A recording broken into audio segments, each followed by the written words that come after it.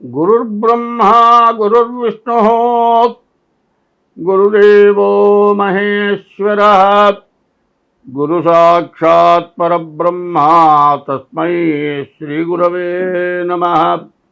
2025 సంవత్సరం ఏప్రిల్ నెల 11వ రాశి కుంభరాశి. ఈ కుంభరాశి ఇప్పటికి 5 సంవత్సరాల నుంచి ఏలినాటితో చాలా బాధలు పడ్డారు. ఈ నెలలో ఈ ద్వితీయంలో శని అనారోగ్యాలకి బాగా సమస్య అవుతుంది. అనారోగ్యాలు చాలా రావటానికి బాగా అవకాశం ఉంది. చాలా జాగ్రత్త పడాలి. అనారోగ్యాన్ని గురించి కేర్లెస్ చేయవద్దు. వెంటనే ట్రీట్మెంట్ చేయించుకోండి. అట్లా చేయించుకుంటేనే మీరు వ్యాధుల నుంచి బయటపడతారు. ఎందుకంటే ద్వాదశాస్తమ జన్మస్థము శ్రీ అంగారకో గురుహో కుర్వంతి ప్రాణ సందేహం స్థాన చలనం ధనక్షయం. ఈ వ్యాధి వల్ల మరణం రావటానికి కూడా అవకాశం ఉందంటాడు.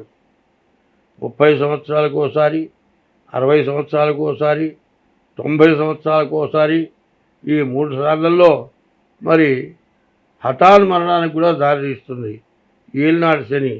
మరి పూర్ణాయుష్షు 90 సంవత్సరాలు బతికిన వాడికి పూర్ణాయుష్షు, 50 సంవత్సరాలు బతికిన వాడికి అర్ధాయుష్షు, 30 సంవత్సరాల లోపల బతికిన వాడికి స్వల్పాయుష్షు. ఈ 3 రకాల్లో మనం ఎప్పుడు మరణిస్తామో తెలియదు. కాబట్టి ఈ మరణాన్ని గురించి కాదు ఆలోచించాల్సింది.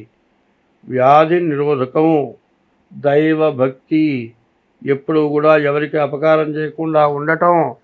శతమానం భవతి అని చెప్పింది. మానవుడికి 100 సంవత్సరాల ఆయుష్ ఇచ్చాడు. 100 సంవత్సరాల ఆయుష్ ఎందుకయ్యా అంటే, ఎటువంటి సత్కర్మలు చేసినా దుష్టకర్మలు చేసినా అన్నీ ఇక్కడే అనుభవించిపోతే మోక్షం కలుగుతుంది. 100 సంవత్సరాలు బతకాలి. అందువల్లే పూర్ణాయుర్దాయమైన వాళ్ళకి చిన్న వాళ్ళ చేత నమస్కారం చేయిస్తారు. కాబట్టి ఈ రాశి వాళ్ళు అనారోగ్యం నుంచి బయటపడటానికి చాలా జాగ్రత్త పడటం, మీ డేట్ ఆఫ్ బర్త్ ద్వారా మీ జాతకం చూపించుకోవడం చాలా అవసరం. ఈ రాశి వాళ్ళకి వ్యాపారం ద్వారా బాగా ఆదాయం వచ్చే లక్షణం ఉంది. మరి వివాహం బాగా అవటానికి బాగా అవకాశం ఉంది. ఇల్లు కట్టుకునే వాళ్ళకి ఇల్లు కొనుక్కుండే అవకాశం బాగా ఉంది. పొలాలు కొనుక్కునే వాళ్ళకి పొలాలు కొనుక్కోవడానికి అవకాశం ఉంది. వివాహం చేసుకునే వాళ్ళకి వివాహం కావటానికి కూడా చాలా అవకాశం ఉంది. మరి విద్యార్థులకి ఉద్యోగస్తులకు కూడా చాలా కష్టంగా ఉంటుంది. ఎవరికైనా సరే మీ చేత్తో ఎటువంటి ఆధారం లేకుండా డబ్బులు ఇస్తే మీ డబ్బులు మాత్రం తిరిగి రావు. మీరు ఎటువంటి నోటుండి పత్రం ఉండి ఇచ్చినా కూడా మీ డబ్బులు మీ చేతికి రావు.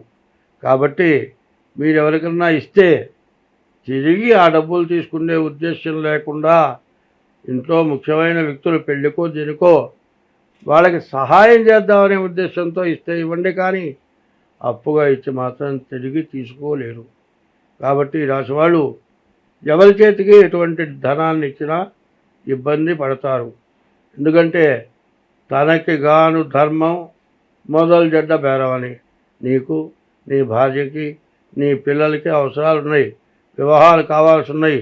ఒకళ్ళకి వివాహం అయ్యేంత డబ్బు ఎవరికన్నా ఇచ్చేవరకు నీ పిల్లల వివాహానికి ఇబ్బంది కలుగుతుంది. కాబట్టి ఈ రాశి వాళ్ళు మీ డేట్ ఆఫ్ బర్త్ ద్వారా జాతకం చూపించుకోండి. జాతకం చూపించుకొని తగిన దోషాలుంటే దాన్ని నివారణ చేసుకోండి. మీకు అన్ని విధాలా బాగుంటుంది. అయితే ఈ రాశి వాళ్ళు ఎట్లా పడితే అట్లా ప్రయాణాలు చేయొద్దు. ఒక్కోడు ఎట్లా ఉంటుందంటే, ఈ రాశి వాళ్ళకి దారిన వెళుతూ ఉంటే ఏదైనా ఏ వాకిట్లో ఏమేకో బట్టి గుడ్డ చిరిగిందంటే నీకు అపశకునం ఏదో జరగబోతోందని. వెళుతూ ఉండగా ఎవరైనా ఏ సీనెట్ కాల్చి నిప్పు గుడ్డ మీద పడి కాల్తే నీకు శని మళ్ళీ పడుతున్నాడని అర్థం. ఈ శని వల్ల నీకు నష్టం జరగబోతోందని తెలుసుకోండి. ఎప్పుడు కూడా ఎదురొచ్చి ఎక్కడికి పోతున్నావని అడిగినా నేను వస్తాను నెమ్మడబడ్డా. ఈ ఏలినాటి శనిలో అరే నీకు చెడు జరగబోతుందిరా అని భగవంతుడు గుర్తు చేయటానికి ఇట్లాంటి పరిస్థితులు కల్పిస్తాడు. దాన్ని గుర్తుపెట్టుకొని జాగ్రత్తగా బ్రతకాలి. మీ జాతకం చూపించుకోవాలి. ఇప్పుడు ఉద్యోగస్తులకు సమస్యలే, మరి వ్యాధిగ్రస్తులకు చాలా ఇబ్బంది టైము. వ్యాధిగ్రస్తులు చాలా జాగ్రత్త పడాలి. ఎందుకంటే ఇప్పుడు డాక్టర్లు ఏం చెబుతున్నారంటే పొల్యూషన్ ఎక్కువగా ఉంది. పొల్యూషన్ వల్ల రకరకాలైన వ్యాధులు రావడానికి బాగా అవకాశం ఉంది. ఒంట్లో ఎప్పుడు శక్తి తగ్గుతుందో రోగానికి బలం వస్తుంది. కాబట్టి బలహీనులైన వాళ్ళు, ఒంట్లో శక్తి తగ్గిన వాళ్ళు, వృద్ధులు ఎంతో జాగ్రత్త పడాలి. కానీ ఎట్లా పడితే అట్లా తిరగకూడదు. ఆపరేషన్లు చేయించబడ్డ వాళ్ళు కానీ, ఏదో వేళకి తినించబడింటే పర్వాలేదు కానీ అనవసరమైన వ్యవహారాలకి వెళ్ళటం మంచిది కాదు. తర్వాత ఈ సంవత్సరంలో అంతర్యుద్ధం తండ్రి కొడుకులకి, భార్యాభర్తలకి, అన్న తమ్ములకి ఇట్లా వైరాలు బాగా ఎక్కువగా కనపడుతూ ఉన్నాయి.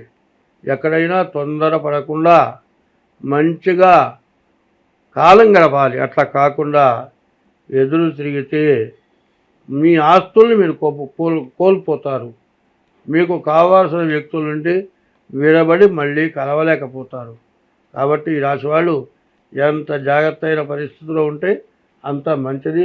కలియుగంలో భగవంతుడి యొక్క నామస్మరణ చేయాలి అంటే నీ నుంచి ఎటువంటి పాపం చేయకూడదు. ఎటువంటి పాపం లేకుండా ఉండి భగవంతుడిని స్మరిస్తే మోక్షం, మళ్ళీ జన్మ లేదు. జన్మ లేకుండా ఉండాలా? 84 లక్షల జన్మలు మనం ఎత్తాము.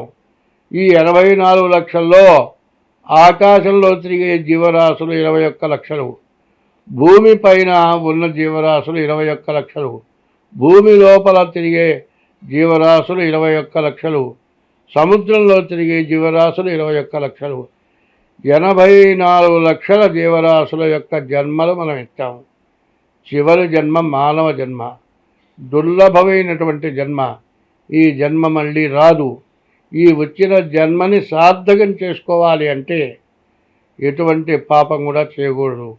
ఎటువంటి పాపం చేసినా ఆ పాపం తెలుసుకొని ఇది తప్పు, ఇది పాపం చేస్తున్నాము అని తెలుసుకొనే చేస్తాడు పాపం. తెలుసుకున్న తర్వాత మరి పురాణాలు చెబుతూ ఉన్నాయి. దీనివల్ల నీవు నశించిపోతావని చెబుతూ ఉన్నటువంటి మాటలు తెలుసుకొని పాపాన్ని పోగొట్టుకొని పుణ్యమైన కార్యాలు చేస్తూ భగవంతుడిని స్మరిస్తూ భగవన్నామం చేస్తూ అందరితో కలిసి మెలిసి ఉంటూ తింటూ తను తింటూ ఒకరికి పెట్టాలి. పెట్టడంలో అర్థం ఏమిటయా అంటే ఇంట్లో 4 ఉన్నారండి, 4కి తగినంత వంట చేసుకున్నాం. ఇంకొక మనిషి వచ్చాడు, ఆ మనిషికి కడుపు నిండా పెట్టి మిగిలిన 4 పంచుకు తింటే అంతకంటే చాగలేదు. మరి 4 వస్తారంటే 25 మందికి వంట చేసి ఈ 4 పెట్టగా మిగిలింది తీసుకెళ్ళి మురుకాలలో బారేసి కుళ్ళ పెడితే అది మహాపాపం. అట్లా కాకుండా ఆకలైన వాడికి అన్నం పెట్టాలి, మనం తగ్గించుకోలేనా వాళ్ళకి పెట్టాలి. అట్లా కాకుండా ఎవరైనా వస్తే ఇప్పుడు చూస్తూ ఉంటాం, వాళ్ళకి పెట్టాల్సి వస్తుంది, లోపల దాచుకుంటారు. కానీ ఇంకొక మనిషి ఎక్స్ట్రా వస్తే ఈ రోజుల పరిస్థితులు బట్టి ఆడవాళ్ళు మళ్ళీ మొదలెత్తుకొని వంట చేయలేని పరిస్థితి ఉన్నది. కాబట్టి ముందు వాళ్ళకి పెట్టి కుటుంబ సభ్యులు తలా కాస్త తగ్గించుకు తింటే ప్రాణం పోదు. అటువంటి త్యాగం కావాలి. ఆ త్యాగం ఎట్లా ఉండాలి అంటే అవసరానికి తగినటువంటి త్యాగం చేయాలి. ప్రమాద పరిస్థితుల్లో మరణించేటప్పుడు తలా ఒక చెయ్యి వేసి సెకండ్ల మీద మందు వాడితే బతికేటువంటి సమయంలో ప్రాణ రక్షణ చేయటం. దాహమై చచ్చిపోయేటప్పుడు మంచినీళ్ళు రావాలి. మరి ఆకలి అయినప్పుడు అన్నం కావాలి, మరి దాహం అయినప్పుడు మంచినీళ్ళు కావాలి. ఇటువంటివి ఎవరైతే చేస్తారో ఈ కలియుగంలో ఎవరైనా సరే తన ఇష్టదైవాన్ని ఎప్పుడూ పూజించాలి. ఇష్టదైవాల్లో మొట్టమొదటి దైవం నిన్ను 10 నెలలు గర్భవాసాన్ని మోసి కానీ పెంచిన తల్లి మొట్టమొదటి దైవం. 2 తల్లి పెంచడానికి తగిన అవకాశం ఇచ్చిన తండ్రి 2వ దైవం. తర్వాత విద్య చెప్పిన దైవం 3వ దైవం. అసలైన దైవం, ఎప్పుడు ప్రార్థించే దైవం, నాలుగో దైవం తల్లి, తండ్రి, గురువు, దైవం. వీళ్ళని ఎప్పుడు కూడా మర్చిపోకుండా ఉండాలి. కాబట్టి ఈ రోజులు అందరూ తప్పించుకొని ధర్మగుణం కలిగి ఉండాలి. ధర్మో రక్షతి రక్షితః. మరి ధర్మాన్ని నువ్వు రక్షిస్తే నిన్ను ధర్మం రక్షిస్తుంది.